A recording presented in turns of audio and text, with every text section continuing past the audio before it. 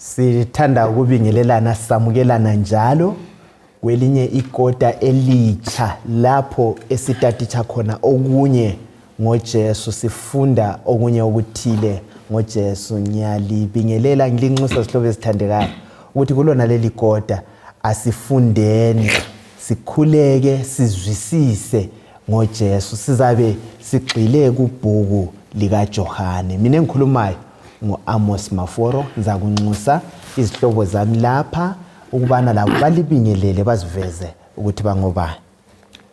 Siyamukelana njalo babukela abalaleli ngokungeniswa kwelinye ikota elitsha nguThixo. Umusa wenkosi mawube lathi sonke. Okhulumayo ngumfundisi Mila Dube. Salibonani bathandekayo ngegama lenkosi yethu Jesu. Ubonga umusa kaNkulunkulu osusilethile njalo kusifundo sethu esitsha esikhangele uJohane. Mina nginguMrs Siboneni Mhlanga. Salibonani babukela abalaleli, sisamukelana kusifundo salamhlanje. Okhulumayo nguRuben Ngwenya. Ngizacela sikhothamisa amakhanda aluba sikhulekayo. Baba ingcwele khona ngikhaya ezulwini, siyabonga ngethuba lokungena kusonesi sifundo. Sithanda ukunxusa uqhakathekile bamoya engcwele kubana bephakathi kwethu njengomlobi waleli lizwe, ukuze silizwise ngcono ngesilinganiso izulu elikhanda bana sizwise ngaso. Bese sibusiseka ngalo ekupheleni sisindiswe ngenxa kaJesu inkosi yethu. Amen. Amen. Siyabonga Ngwenya, siyabonga sihlobo esithandekayo. Nje salokho sesichilo isifundo sethu sakuqala kulona leli kota lapho sikhangela ibhuku likaJohane. Ibhuku leli liyathathekisa indlela uJohane alobe ngayo. Bathi wahlukile kulamanye abalobi ababeloba indaba ngoJesu esiwathi ngama Gospels. Abanye labo bathathu bathiwa ngama synoptic Gospels. Baloba okuhambelanayo. uJohane ulendlela yakhe yedwa aloba ngayo. Funa mfundisi Dube ngicabanga ukuthi yibudlelwano ayelabo loJesu lalokho akubonayo. Kuyini ongasitshela khona ngoJohane? Wayengumuntu onjani? Budlelwano bani ayelabo loJesu? Kuliqiniso babukela abalaleli ukuthi uJohane wahlukile ngoba ungomunye wabafundi okuthiwa wayeseduzane loJesu. Labana abathathu abayekuthiwa hlahamba loJesu wayenguyingxenye yabo. Futhi uJohane wenza akhulume kanje nguye wayemncane, futhi waphila isikhathi eside ephila abanye sebehambile. Ulenkambe enhle ebambekayo.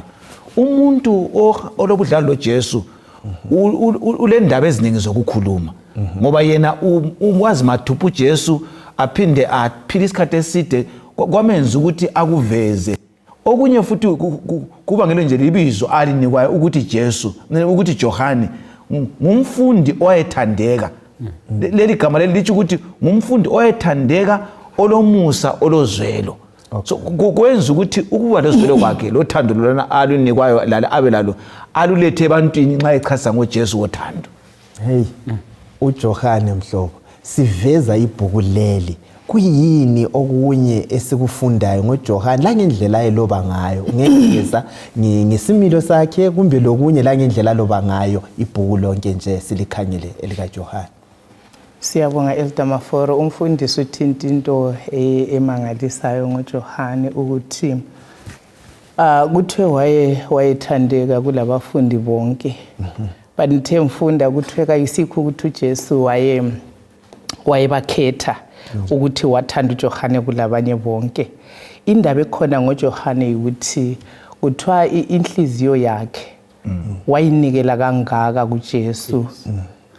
Ungayifunda kuhle ithi uJesu wayesithi nxa ifundisa uJohane yabe seduze. Amazwi kaJesu awothando lawesisa ayewela kuJohane. So inhliziyo kaJohane kancane yathanjiswa luthando lukaJesu. So ungafunda uJohane lo mfowabo uJames silembali yokuthi babelolaka kakhulu. Babelolaka, izimilo zabo zazingazinhle kangako. Ukuthi kwakuthiwa ngamadoda nomdumo. So uJohane nxa ebhala ibhuku leli ulibhala ngemva kwenguquko emangalisayo ebuya ngokuhlala enyaweni zikaJesu lokufunda kuJesu. So simthola esebhala inkambo yalokho sokwenzeka empilweni yakhe okwenziwe luthando lukaJesu. Yikho sibona uJohane ebhala igospel leyi lezincwadi leziyana 1st and 2nd and 3rd John loSambulo. So uJohane itheme yakhe vele uSister White nxa ekhuluma ngoJohane uthi ngani ubhala ngepheni ele inki yothando. So ubhala ikhuthaza abantu ukuthi nga uJesu lo yena abonakale kweyakhe impilo oluthando ngabantu bayamzwisisa bayamazi baluzwisisa uthando lukaNkulunkulu ngoKristu. Siyabonga uchazela ngwenya nazi indaba kuyini okutholayo la ngendlela aloba ngayo ugwalo lwakhe lo. Nje umfowethu sechilo okungithathekisileyo ikhona khona ukuthi uJohn esebhala uthi uzifaka yena phambili ukuthi aloba lifuna ukubona uthando lukaJehova luboneni kimi nangathintwa. So nxa ebatshela ngothando ubatshela futhi ezibeka yena ukuthi lapha uJesu amthole khona lapha amchiya khona. Ngisakhumbula futhi ukuthi ngokunye abafundi ababona uJesu ekhazimukile ilizwi. So akazange azwe setshela ukuthi uJesu ubalizwa lelizwi.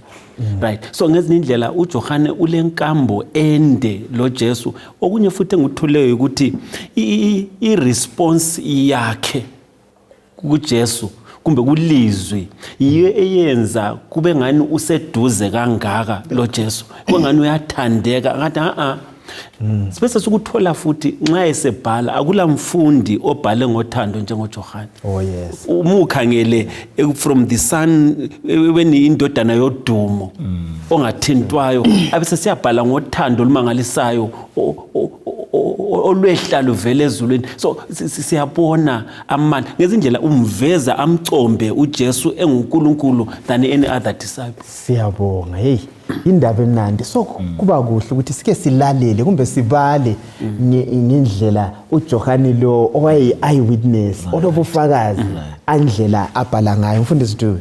Umcabango omvikela nxa ekhuluma ungwenya lapha ukuthi kungenzakala kube lo muntu othina uJesu lapha wayengani uyakhetha.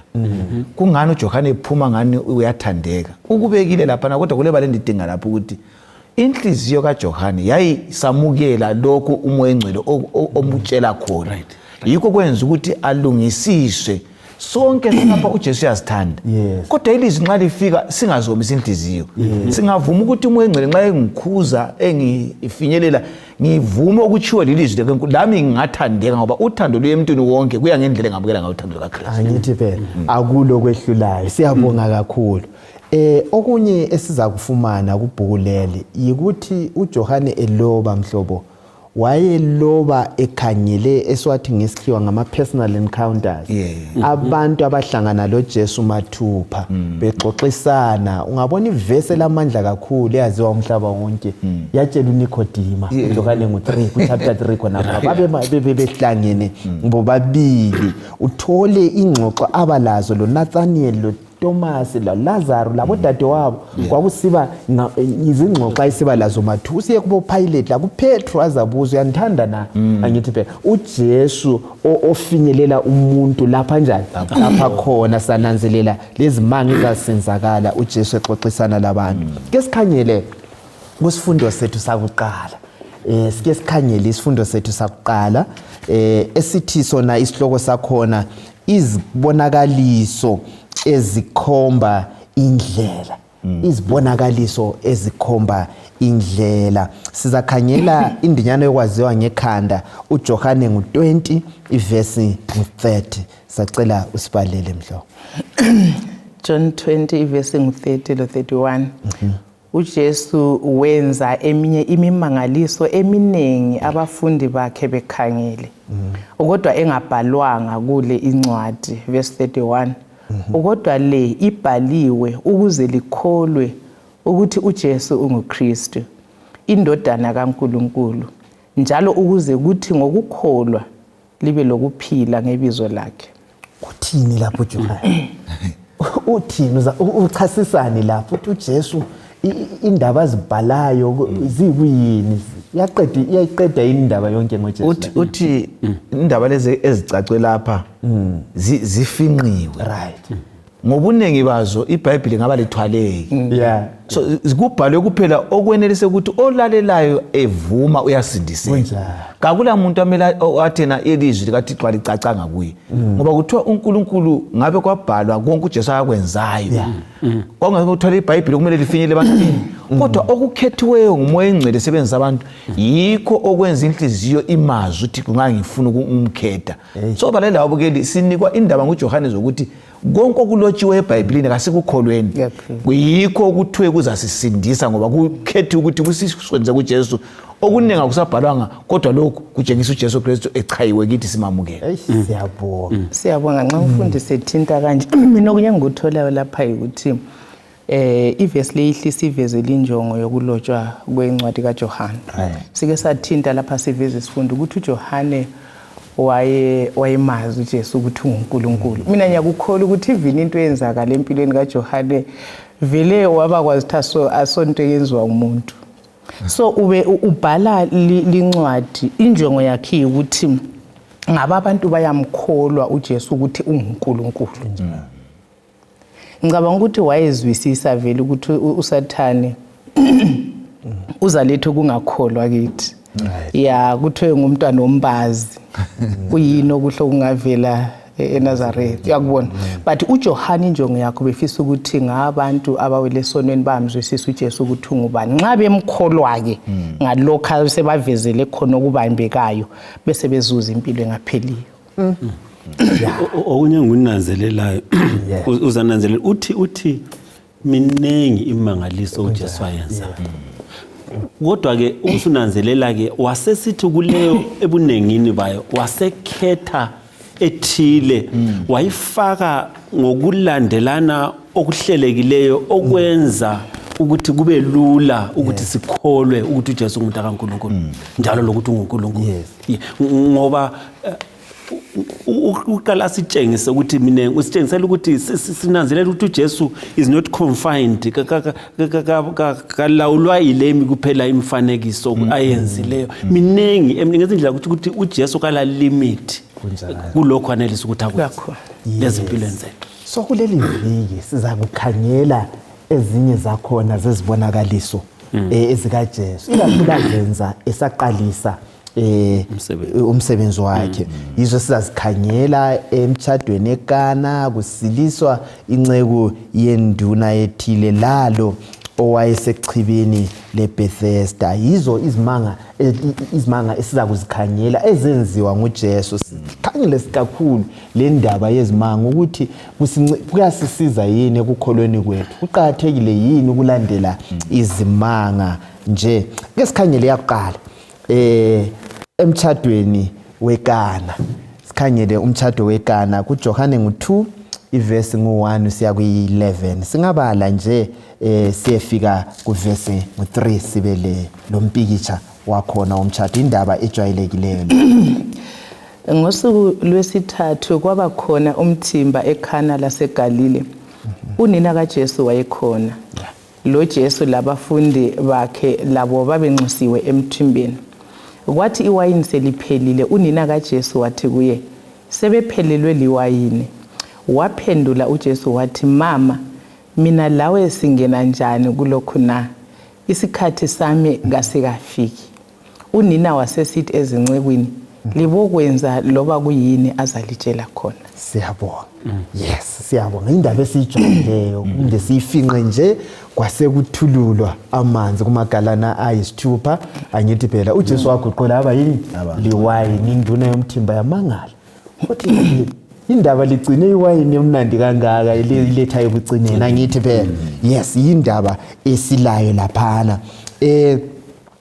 Lesi simanga lesi sesichasisile sasiza banjani abafundi ukuthi bakholwe uJesu. Isimanga lesi sokuguqulwa kwewayini abafundi kwamanzi kuka iwayini sorry babizwa Yes. besuka kumsebenzi ehlukeneyo Yes. babizwa ngumuntu abangamaziyo kodwa basabela babe seselesikhathi sokuthi bafunde ukuthi ubabizeleni umuntu lo inqubo bani abalayo lapha umsebenzi bani abangena kuwo so uJesu uqala ngokuthi ahlatshengisa ukuthi ungubani Right. ngokuthi athi amanzi atshintshwe abe yiwayini emnandi bona abafundi balembali kaIsrael Kunjani? ethonganyelwa nguMose Yes. bayazi ngoba bayibalile uMose ude wenza izimanga uMose vilaye futhi wayesenza impilo yokuprofeta uJesu zabuya uJesu la ufika xhuma izimanga zikaMose oyenelisa ukuthi kuchapheke olwandle yena bese guqula amanzi kwanceda ukuthi babone ukuthi umprofeti uMose babala ngaye nangomunye asebephila la bamkhangeleyo la esenza isimanga esenzwa nguMose esakheke ngesamanzi aguqulayo hatsha beyigazi kodwa anatheke abe ngokunathekayo kulungisiwe ukuthi engazange kupheke so isimanga lezi siletha ukuthi baphangise ukuthi obuyayo lo ulamandla ukwenza izinto Kume mhlobo kusikhangelela uDeuteronomy ngo-18 ivesi ngo-50 sifithizela indaba le elethwa ngumfundisi uMose wayekwaguqula amanzi abaligazi angithi so lokho okuthintwa ngumnali kwakukhona kufresh ezingqondweni zabo asibale uvesi ngo-15 lesike sizwe ukuthi kanti umprofeti bani wayekhangelelwe 18:15 uJehova uNkulunkulu wenu uza kulivusela umprofeti phakathi kwabafowenu njengami libomlalela uthola la ngithola ukuthi njengoba umfundisi esethintile imbali kaMoses ukuthi umprofeti lo kwakukhulunywa ngaye nguJesu right yeah uJesu esefikile lapha ukuthi avele ukuthi unguNkulunkulu kulento kade inthathekisa kakhulu kumama kaJesu lapha ukuthi abesesithi uJesu sebephelelwe liwayini ngicabanga ukuthi uMaria wayekwazi ukuthi uJesu ngubani yikho wayesithi sebephelelwe liwayini ngicabanga ukuthi njengomama omuntu wenyama wayefisa ukuthi uJesu abonakalise ukuthi ungubani i-confirmation ngoba uMary wayesazi isithembiso lendlela uJesu azalwe ngayo but kuthwe ngalesi sikhathi wayeseke wangabi khona ngikhaya siyakhumbula after baptism lakho konke kuthiwa abafundi balandisela uMary ukuthi hayi sithe ekubhabhathizweni kwehli idawo kwakhuluma ilizwi livele ezulwini liconfirm ukuthi uJesu ngubani so kuthiwa even evela ku wilderness so uMary nxa esithi kabasela wine ufuna ukuconfirm ukuthi uJesu unguNkulunkulu okay right nansi indaba la so kwakuqala okunye simele sikufuni njobe sitsho enye dimension esingayithatha kungapheli iwayini ungaba semtchadweni kumbe emzini wakho asiyeni kuJesu emsebenzini kungawoma asazini ukuthi siyakubala uJesu nguyongenelisa ukuthi alungisise izinto kanti kunjalo ngwethu yes kunengi akwenzayo uJesu wayengathanda ukuziphakamisa uhlathi hayi isikhathi asinganjani wakithi asikafiki kodwa kwenza ngazange ignore akhalale futhi esemtchadweni unye ngofundile ukuthi uJesu wayehamba emtchadweni uqathekile ukuthi sihlanganele nabanye abantu angithi bebe yes now akazange abiza abantu ukuthi wazani lize bona senza lokho wenza ethule right lamhlanje uzananzelela ukuthi nxa ngingaba ngumprofeti ngifuna ukuthi abantu babuye babothane babone ngisenza izinto mina ngisenza izinto ule point khonapho ngwena ngoba induna leyo mthi ayizange ibe kwazi ukuthi wayinelezo wathi beligcinile iwayineli kazange afuna ukuziphaka ubufuna ukuthi something no bensithi ngiyakhumbula ukuthi uJesu nxa umtchado ngizibuzile ukuthi kungani imiracle yakhe yokuqala isenzakala emtchadweni ingenzakali kwenye indawo mina ngifunde lokho ukuthi uJesu uyalanda abantu lapha abakhona, uyamingla, uyahlanganyela loluntu lapho lukhona. Even lathi akutsho ukuthi nxa singabalandeli bakaKristu sokumele sizivalele kwezinye indawo. Kulezinye indawo esingahambi ezifana lemtshadweni. And umtshado phela uNkulunkulu vele wawubusisa. Yeah, kwesisikhathi sesicabanga into zomhlaba. But ngicabanga ukuthi uJesu uhlaqale lapho entweni uAdam aphuma la engadini eyithwele. Engcwele eyumtshado. So uNkulunkulu ukhona emtshadweni like osukuthintile ukuthi la nxa kungasahambi kuhle emtshadweni uJesu uyanaka ngama social issues ethu konke okusihluphayo ebudlelwaneni uJesu uyakunaka. Mnandi lokho. Ukukhona ofuna ukutsho ngomtshado? Utshengisa ukuthi nguye indikimba emtshadweni uJesu. Angaswelakala akulanto emnandi. Anti yabona ufika waba khona la. Yaphela iwayini. Umama uthi abasela wayini abe sebanika iwayini elimnandi ukudlula kade likhona. Futhi iwayini lele kasonge lidakayo abantu bangathi waphe kutshwala hayi ngama grapes umhluzo wama grapes kanye kanye. So phakathi kwemtshado esikuyo liyaphela iwayini lothando. Right. Kuphilwe bukubha abantu bathukane bazondane kulibhano kuthiwa kuyaloyana. uJesu anganxuswa emzini elekuxabana kuyaba lewayini lothando siyathandana ezimulini lelizwe nelilwayo ngemihlobo kunganxuswa uJesu siyamanyana so uJesu simnxuse nini abe phakathi kwethu nguyo lethu ukuthula phakathi kwemizi kakhulu. Sorry ngicela ukuthinta something emehlukanweni mfundiso owewine lezi ukuthi emtchadweni iwine yayivela ikhona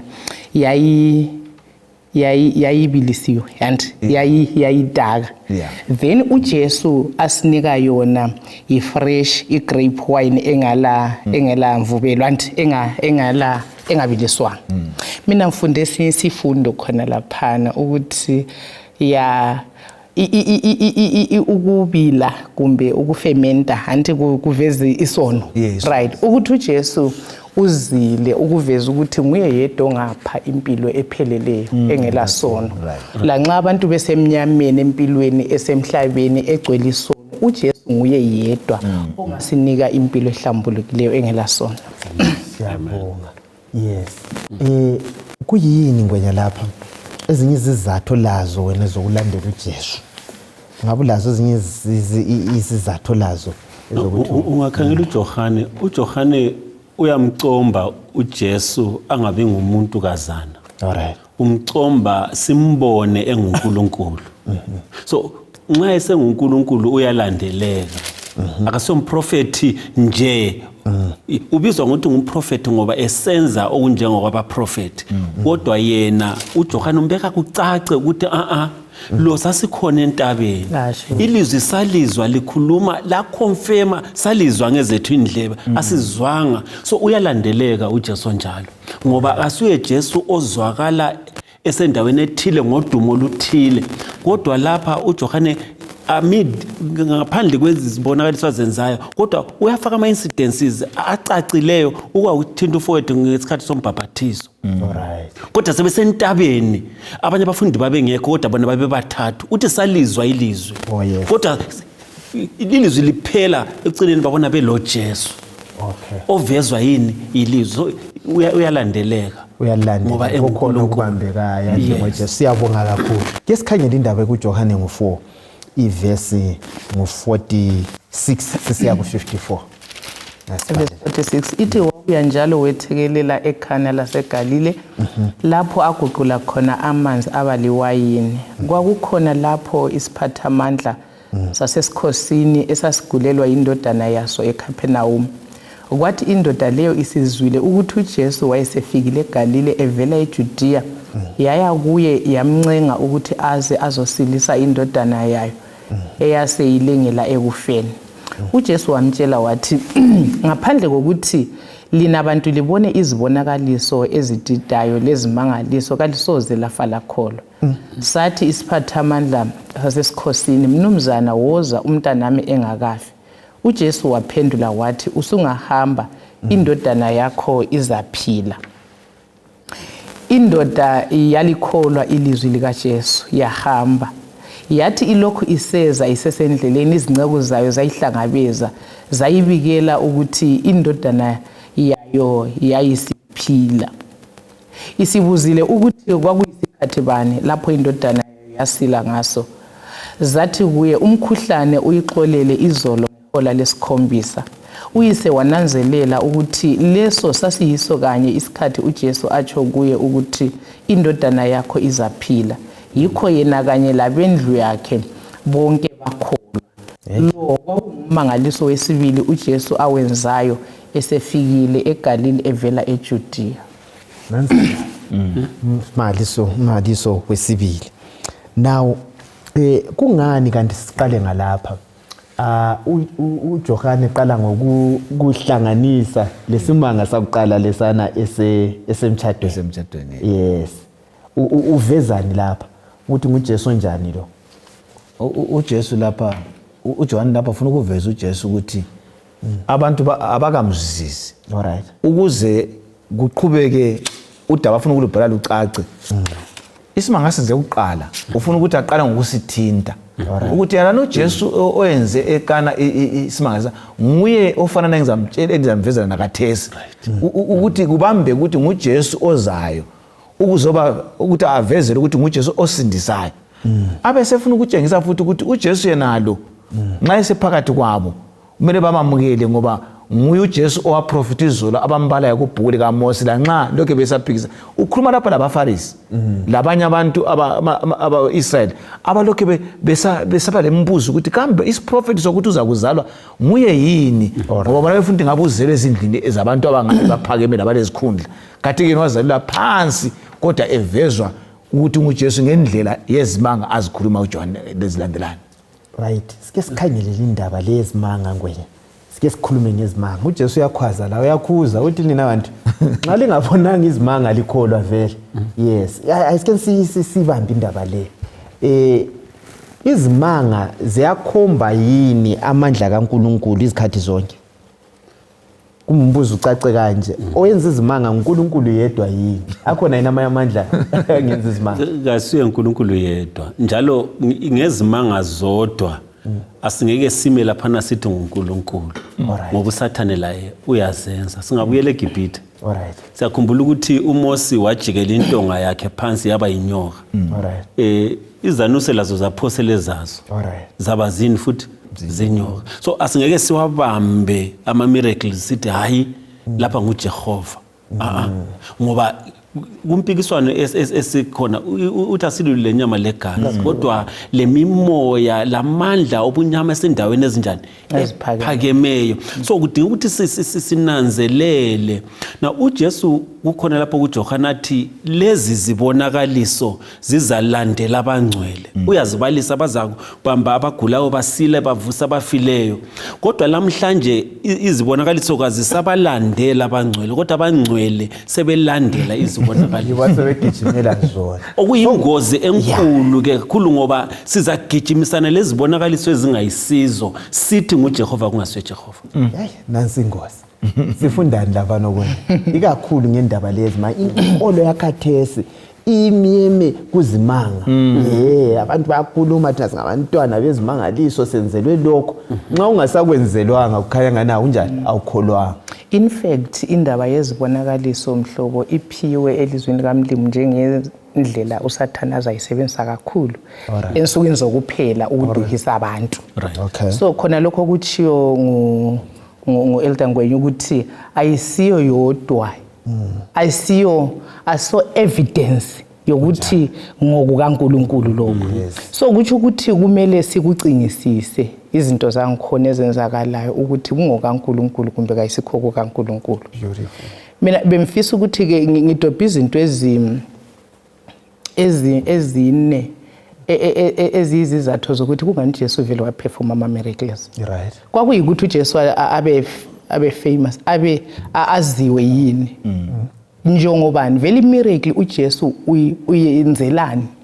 Yikho mbone ngani kumele sisukele khona ngidobha izinto ezimbalwa lapha ithi khona okwenza ukuthi uJesu ayenza ama miracles ukuthi wayefuna ukukhulula abantu. Yes. Emandleni kaSathane. kwakuyabe kule ndingeko. Yeah, kwakuyabe kule ndingeko ethile. So indingeko ukusatisfy indingeko ethile yoluntu. Right. Lokukhulula abantu, and then esithathu ithi kwakumele ukuthi anike ubufakazi bokuthi yena uhambo lwakhe injongo yakhe yokuza ku planet Earth ibingiyana, and emuntwini owileyo. Then okwesine ukuthi bekumele kucacise ukuthi avele ukuthi unguye lwana abaprofeti abakhuluma ngaye. Right. To show ukuthi aveze ukuthi yena uNkulunkulu, ngoba mhlobo kuthiwe imiracle kuthiwe imiracle iveza, angazi umfundisi uzasincedisa lapha, ukuthi kukhulunywe ngedunamis power, ukuthi iveza kuphela ukuthi uNkulunkulu nguye olamandla amakhulu kakhulu a-divine, angeke yenziwe ngomunye umuntu. Njalo kuthiwe kule ipart ekhuluma nge-authority, yikho sibona uJesu efika lapha ekukhulula abantu emandleni omnyama.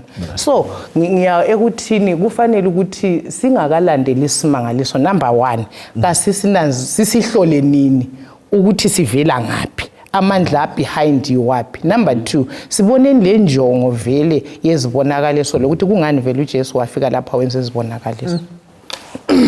Ngezelela laphana. Ibala lesti ama miracles ngesikhiwa lisuka ku Latin. Alright. Elithi lona miraculum. Alright. Into nje ukuthi umuntu ukumangala. Alright. Umuntu eswele ukuthi akhahlama ukuthi kathi kuyenzakalani. Kuyabe kuyinto enziweyo ekwenza umangale ngaleyo ndlela.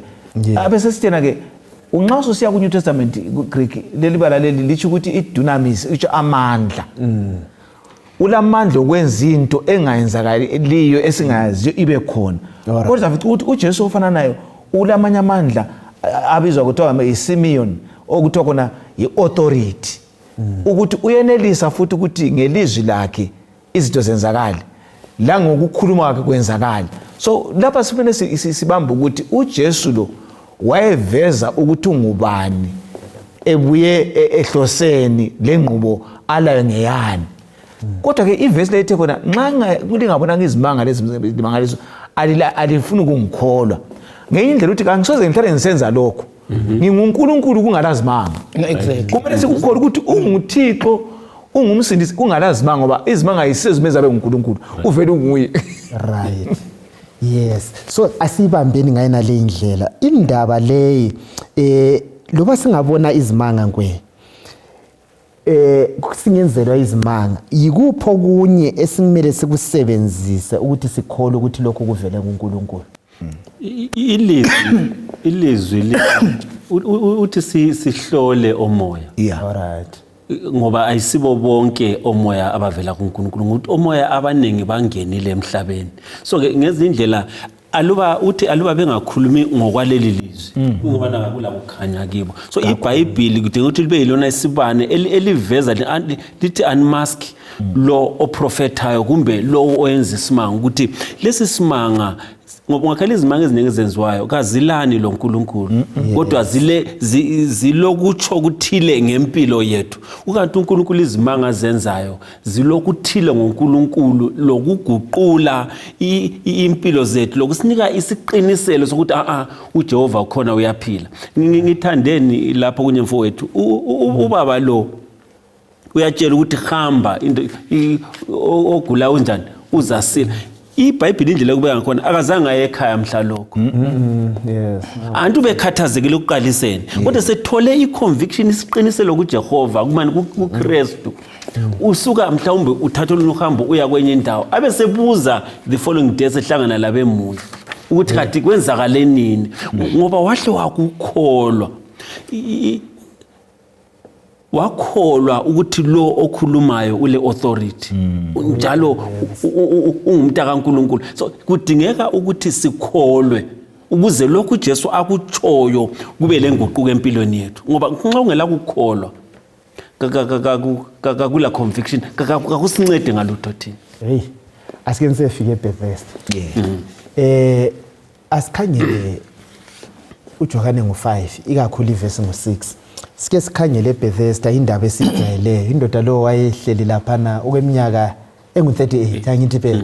Uthe fika uJesu kulombuzo awubuzayo eBethesda ukuthi abantu babehleli belindele ukuthi kuyafika ingilosi zama ngithi phela oyangena kuqala enze njani asinde ake sikhangele uverse ngo6 Othestin lo verse 5 omunye owayelapho wayesebe yisigoga okweminyaka engamachumi amathathu lasifica mnembili yes okwathi uJesu embona elile khonapho njalo esetsheliwe ukuthi kade abanjalo okwesikhathi eside wambuza wathi uyafuna na ukuba usile sesikuchazile ngemakhaya sibaleni kusukela kuverse ngo1 siya ku9 angithi phela kuyavuma yini mfundisi kanti uJesu ubuza umbuzo kabi kanti embone khonapho ucabanga ukuthi wayefunani vele umuntu lusele eminyaka eminenge kula kulesikhathi lapho umuntu afika khona azitshela ukuthi lokhu sokuyimpilo yami asuthiseke ahlaliseke abesevuka ngisokuyinjalo ukuthi angiyavuka ngehlala lapha ngoba nxa esithuthe nxa kuzanzanisa ngithi ngiyazama bangiqalele sekwathi vela ngilamandla futhi ayohambi yedwa wayefuqa bamchiya abanye so uJesu umbona uhlezi lapho ufuna ukuthi yena abe nguye okhuluma kanye ukuthi eyakhe indingo wena yikuzobona abanye yikuthi bayamfuqa bamchiye kumbe ulakho yini ukulangatha thila lakho ukuthi wenzakala so wayefuna ukuthi yena azivezele ukuthi kuyini injongo ayihlayele echibini le wasethi ngifuna ukusila ngenxa yokukhuluma kwakhe wathi kwenze khonokho uJesu lapha usitshengisa ukuthi kabambe umuntu ngamandla nxa ekufuna ukuthi umlandele uyakubuza ukuthi uyakufuna yini wena ube nguwe abese kunika lokho mfundisi uthi wena nxa sisechurch nxa singakhulumanga siyahlala lenhlupho zethu ikho ukuthi wena uthi siyasechurch kanti siyawazi sesiyechurch sifunguzini umele ukhulume yes umele utsho ukuthi kanti nxa uzafika echurch ulenhlupho zakho awuzibiki kuNkulunkulu ubuyele eveza uphenduke ukuthi awukafuni ukumtshela insisi zakho alright njalo ukukhuluma kuveza ukukholwa kwakhe kulo mtshela ukuthi ngiyakukholwa ukuthi lokho engizamtshela khona uza kwenza ulutho ngakho pho manje singathula uNkulunkulu uyabekwazi ukuthi kunesikufuna kodwa singathula kakusisizi ngalutho ngoba ukusiliswa kwethu kunceda lo seduze kwethu ebone amandla kaNkulunkulu la bese kumqinisa angithi phela ngifisa ukuthinta something kulokho mfowethu uthinta ukuthi mina kundoda le madoda mina mbona ukukholwa okukhulu kakhulu right ukuthi vele nxa ephendula uJesu ethi angila muntu wayeveza ukuthi into le uyayifuna but maybe why hopeless and kodwa kundhathekise kakhulu ukuthi nxa uJesu esithi sokuma uthatha ithala lakho right for 38 years ngazakahabi ngicabanga ukuthi laba beseceleni kwakhe laye umuma usuku wayesebe lokhu nyakufa lakho mfuthu wathi ukuthi kulenye sickness ocabanga ukuthi alokhu ngokwami senyakhulwa ukuthi uJesu abuye liyakubona so esemumweni onjalo desperate and helpless onjalo kuthiwa uJesu nxa esithi sukuma kuthiwa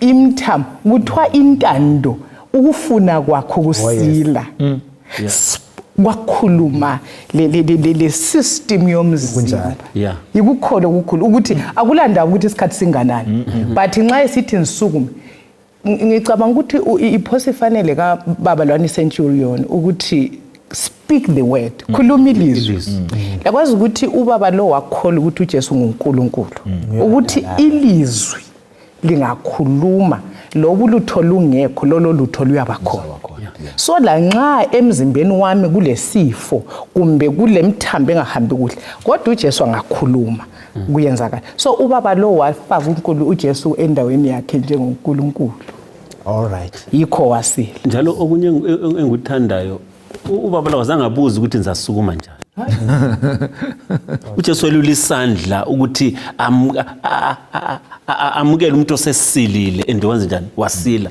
nokusinyanzelela ukuthi akazange akhangele abaseceleni kwakhe ukuthi kati bona kutheni ngapho uhlupho lethu ukuthi kwesikhathi sikala sizilinganisela abanye abantu abaseceleni sibuza ukuthi athena lo vele okhuluma lokhu ngubani uza ngisiza ngani njalo uJesu kazange anake impendulo yakhe ngoba uJesu uthi uyafuna Alright. yena uqala athi njengoba umfowethu etshilo i-statement sakhe sasikuthi sengi-desperate ngoba I've been trying. Alright. So uJesu nxa sesithi thatha isukuma thatha ithala lakho uhambe wayibona i-opportunity wayisebenzisa. Right. So indaba ilethayo lapha kwena usesilisiwe. Kuthiwa bayahlangana ethempelini loJesu. Abe semtshela ukuthi hayi ndoda kumele uphenduke ezonweni zakho. Funa okudlula lokho kukuwele. Ngifuna ukuletha indaba yesono lomkhuhlane. Imkhuhlane yonke ibangelwa yisono yini. Umuntu singabona egula kuya kuyikuthi uwonile yini. Izikhathi zonke. Hayi lokho kuyabe kunganjalo. Okwakuqala ukuthi umhlaba esikuwo wona ngwawo vele ule mkhuhlane ngenxa yesono. Alright. Kulokugula kwemvelo eyesono esingikuso ngenxa yemvelo kaAdam. Kodwa kungaba lo mkhuhlane ukuthi mina yime ngizwe ngehle ukuziphatha kuhle ngangena emkhuhlaneni. Kodwa ke sokumele ukuthi njengabantwana bakaNkulunkulu singabona umuntu wonke ogulayo sithi ukuthi kezwa. Yes. Uyagula kungalalutho lenzileyo uyagula wenzile ngoba semhlabeni wesono uJobe wahlaselwe ngenzanga lutho. Alright. Indaba ukuthi sisephakathi kwempikiswano kasikwazini ukuthi kuvela umhlaba ulokugula ngenxa ukuthi waphuma kubukhona bakaNkulunkulu. Kodwa ke mina lawe singazingenisi futhi endabeni lapho siyafika sigule khona ngokubamba kubi imizimba kaThixo la ngokudla kubi. Ngasiziphatheni kuhle ukwenza ukuthi imikhuhlane nxa isibambe singalutho kodwa sicatshe ngegama lika Jesu ozasilisa futhi njalo. Kakhulu umfundisi lathi esincedisana labawele hluphweni kasingabahluleli. Ya uJesu kazange afika abalisa izono zalundoda wathi ukuthi uwenze lokho yikuyilokho. So uJesu sinika isifundo sokuthi asibeni kind, asibeni lesise ebantwini, silethe i-solution to inhlupho abantu abaphakathi kwazo kulokuthi siphinde esilondeni sifake isawudo. So okwethu ukuthi silethe isisa sika Jesu lamandla kaJesu akhululayo emkhuhlaneni. So akusikhangelele uverse ngo-10 sisiya ku-16 sizadobhadobha amavesi la ukuze senelise sikhangela uverse ngo-10 11. Yeah. Lokho kwenzakala ngelanga leSabatha. Yikho abaJuda basebesithi endodaneni eyayisilisiwe kuliSabatha umthetho uyakwalela ukuthi uthwale icansi lakho. Kodwa yaphendula yathi umuntu ongiphilisile uthe thatha icansi lakho uhambe. Basebeyibuza bathi ngubani yena lo okutshele ukuthi uthathe icansi uhambe. Right. Khangela uverse 16. Verse 16. Yikho abaJuda bamkhahlameza uJesu ngokuba wayesenza izinto lezi ngeSabatha. Ake sike sikhangele la. ISabatha sincedisane lapha. ISabatha kanti vele lalusuku lokwenzayo. Vele kusukela la sesijudeni khona ngale babe kukholwa ukuthi iSabatha lusuku lokukhulula abantu. Angithi yes.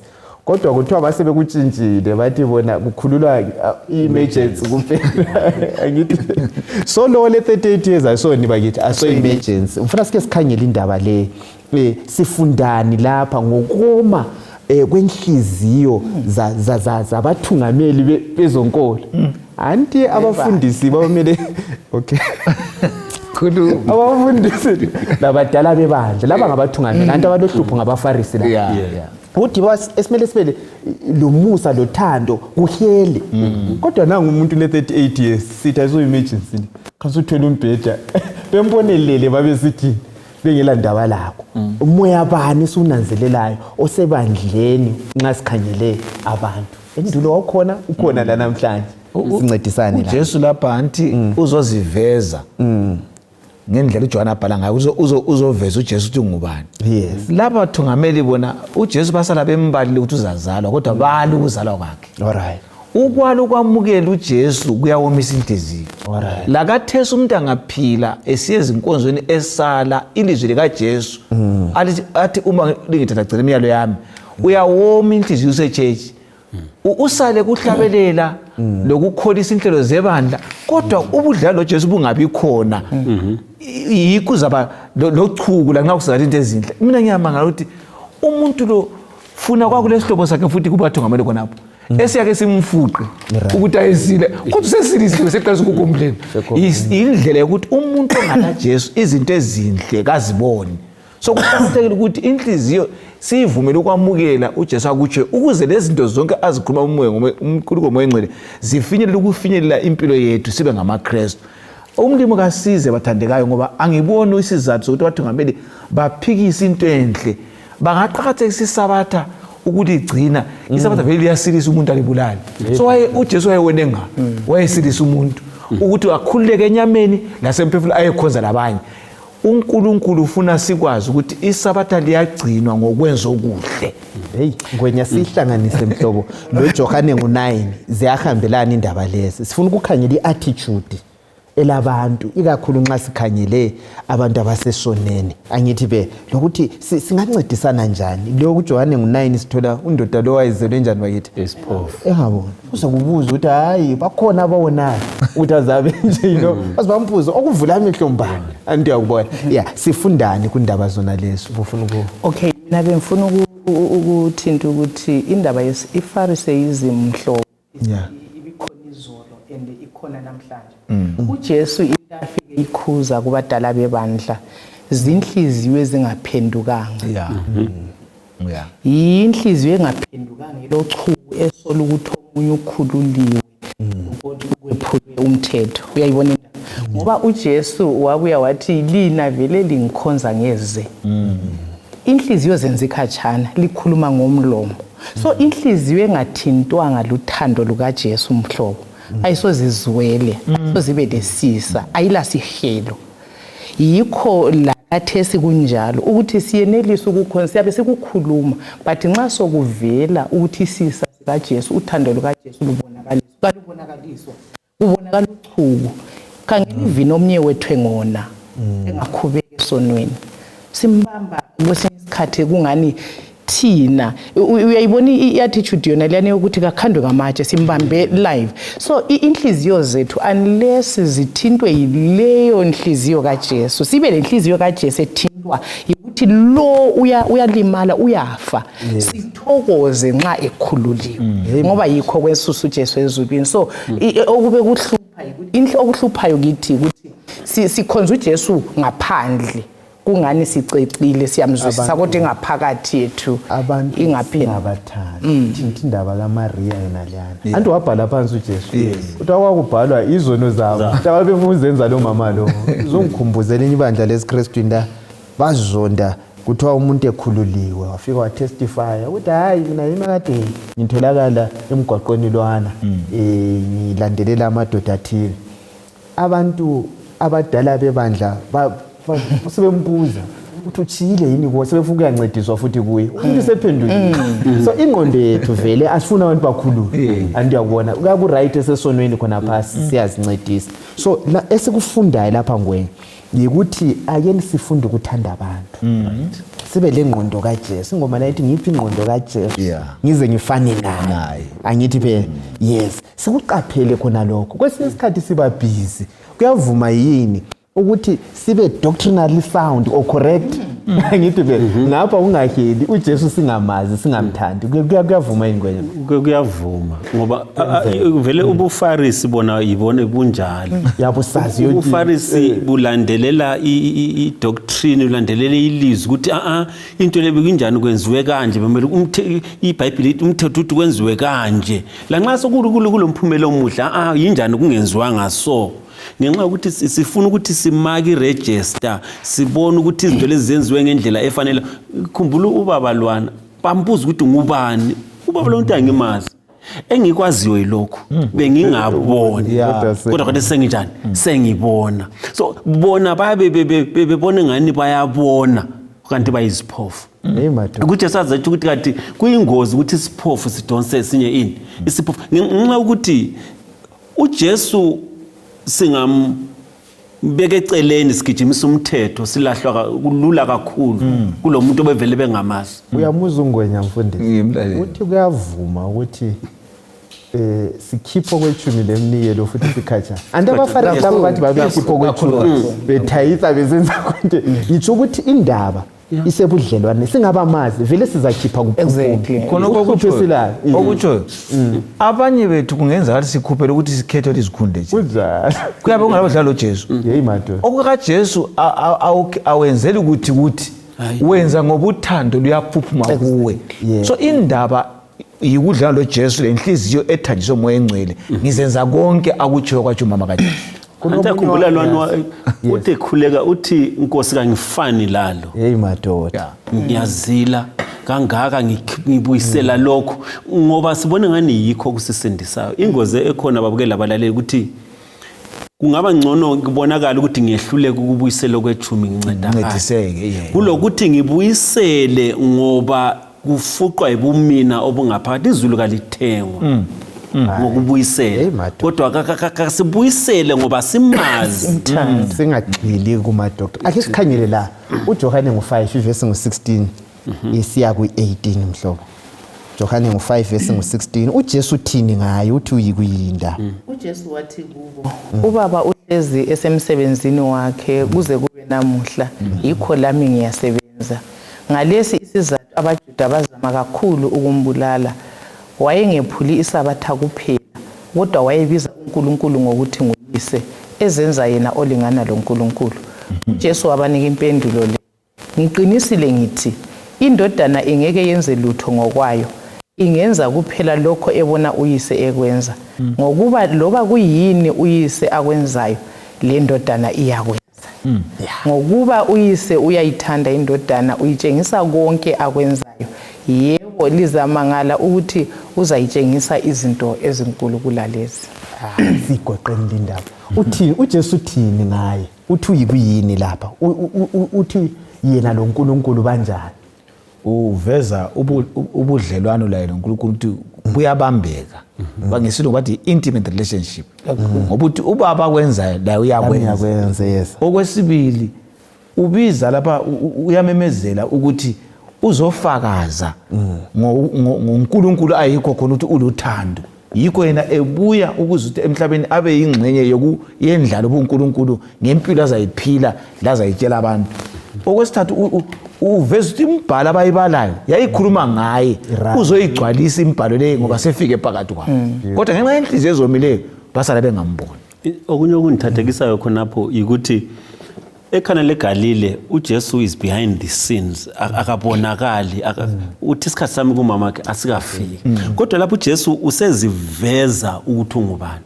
right ngoba ngithande uverse lapha uverse ngo21 athi ubaba uyavusa abafileyo baphile ngokunjalo ke le ndodana iyenza njalo anti bebezama ukuthi bamsole ukuthi is blaspheming uyahlamba uzenza ubani othethelela isono lapho sekuveza ubani ukuthi angidingi ukuthi lingithandabuze mina lokho engikho khona ubaba yikho khona kuyimi ngikho khona ukuthi nginguNkulunkulu yena lowana indodana ebekukhulunywa lokho lisayilindele yiyona le right imhlobo wami kuJohane ngo5 verse ngo19 siya ku47 asayikwabala lawa kodwa ngifuna usinike izigaba ezintathu uJesu akuchasisayo kumbe akuchasisayo ngayo ukuthi uthi uyikuyini uJesu ezama ukuvula amehlo ababhali labafarisi abathungameli ukuthi bazwisise uthumo lwakhe okay ya ngicela ukuqala nthinto ke17 ngithandile ithi uNkulunkulu kami usemsebenzini kuze kufike lo suku bekudinge ukuthi kuzwisise ukuthi isabatha kuNkulunkulu vele ngeyokukhulula abantu uNkulunkulu isabatha mina ucabanga ukuthi kuye is the busiest day lapha abantu bekhona kuye ebakhulula ezintweni zonke but umbuzo lo uJesu kusukusela ku verse 19 kusiya ku 47 uveze izinto ezingu4 ezifakaza ukuthi ungubani ukuthi yena unguNkulunkulu okuqala ungafunda uverse 32 uthi uJohane uhambe phambi kwakhe indlela unikile ubufakazi bokuthi uJesu unguNkulunkulu aniyakhumbula sithi lo ozicathulo zakhe angenjani ngamanje uzithula so ubufakazi bukaJohane uvezile uJesu ukuthi unguNkulunkulu. Uverse 36 sabe sesithintela ke ukuthi izimanga engizenzileyo engikwezileyo phakathi kwenu uvezile ukuthi ngisomuntu nje kangisomuntu. So uverse 37 uveza ukuthi ubaba uconfirmile, ubaba la usinikile ukuthi mina ngingubani.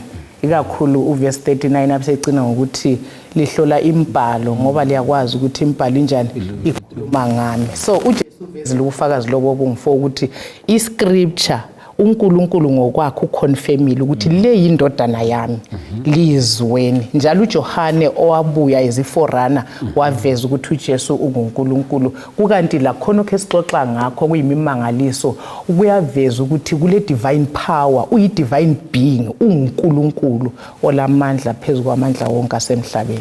Beautiful. Siyabonga kakhulu ukuvezelwa lindaba. Isihlobo ezithandekayo yikho ebesilakho namhlanje indaba emqoka ngiyokuthi uJesu esebenzisa izibonakaliso lezi kwakuvezwa ubuNkulunkulu bakhe. Simele simlandele uJesu izimangaliso lokho ezenza angazenza empilweni yakho.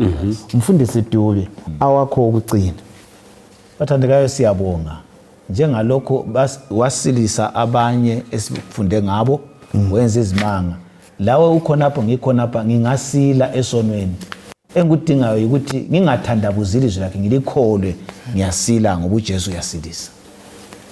Ngwenya sizananzela ukuthi uJesu manje usemsebenzini ukuthi asikhulule emandleni esono, asikhulule physically futhi asikhulule ngokwakomoya ngegazi lakhe. Igazi lakhe lilamandla ukubana lisikhulule. Njalo ngithanda ukuthi sikunanzelela ukuthi imimangaliso esibonayo ayivezi ukuthi uNkulunkulu phakathi. Kudinga ukuthi singabi babalandela imimangaliso kodwa imimangaliso kanjani kayisilandele njengokusokwelizwi kaNkulunkulu. Siyabonga. Zalikhuthaza sihlobo esithandekayo. Asiqhubekeni sitatitsha siyekhangela ugwalo uDesire of Ages ipage ngu203 la ku208. Kulamaqiniso ahambelana lesifundo sona lesi ebesafunda aveza ukuthi uJesu ngubani, lezimanga lezi ukuthi singaziqhathanisa siqaphele sisengozini isihlobo esithandekayo singalandeli kuphela izimanga kuzasenzela kahle lokuqina kuma doctrines amabandla akeni silandele uJesu. Imfundiso yakhe iyalandela khona lapho umhlobo ungatsho ubususikhulekela. Siyabonga balaleli lababukeli isikhuthazo sesitshiyayo ukuthi kasizeni kuJesu. Indaba kaJesu iqinisekile, amandla akhona akhululayo. Ngifisa ukuthi sikhulekele ukukholwa kwendoda yeBethesda ukuthi uJesu angakhuluma ilizwi izinto ziyenzakala. Sifanele ukukhululwa esonweni kade sibotshiwe ithuba elide kakhulu. Nxa uJesu esithi ngiyathanda sukuma utsho khona lokho asikukholwenini sikhululwe emandleni esono asicimezenini sikhulekenini. Baba wethu othandekayo okhona ekhaya ezulwini siyabonga ngalona lelizwi lelamandla okuveza ukuthi wena wenzeni ngoluntu ukuze lusindiswe. Siyabonga ngoJesu ozileyo ukuveza ukuthi unguNkulunkulu okhululayo emandleni esono. Siyabonga ukuthi uze usikhulule ngempilo yakho. Lona lolo thando lodwa sicela lumelte izinhliziyo zethu sibe sesikuthanda sikuphilile. Ungavumi siphile okwangaphandle inhliziyo zethu zomile zingamatshe. Sicela usikhulule emandleni esono sikhululeke impela. Sonke sizakuzwa leli lizwi sicela amandla alo abonakaliswe ezimpilweni zethu sibe sesifana lo Jesu silungile ukuza kwakho kwesibili. Jesu siyabonga. Amen.